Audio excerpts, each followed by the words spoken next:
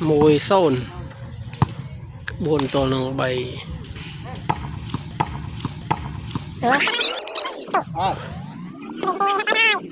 Bàn bà thìa lùi một xin lắc tê lùi xì vành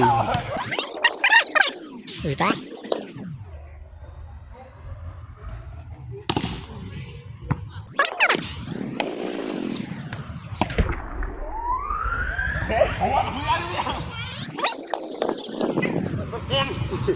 Việt mặt quân với nhau.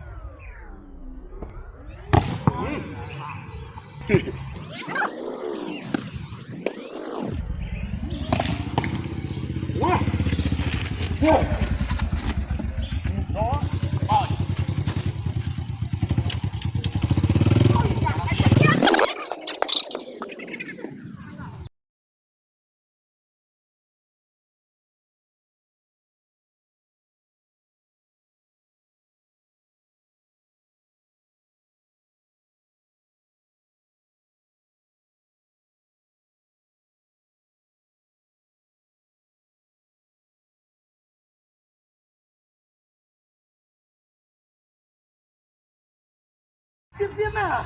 Bắt lên vang buôn đi bố.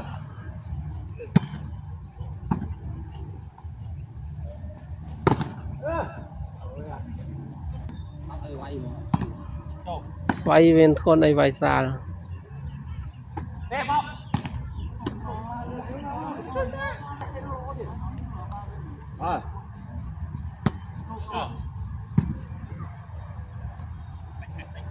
Đây.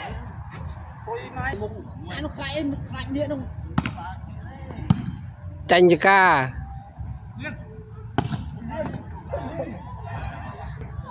muốn này à bay rồi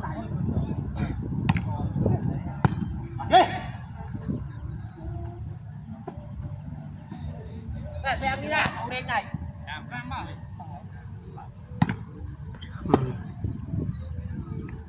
ada bang heo dia pase kebuat bal caul pase ke mong smart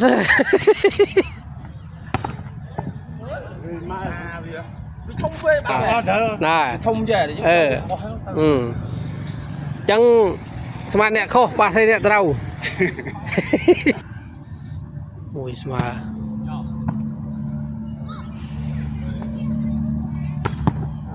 lọt ai thì vô vậy đó ôi mà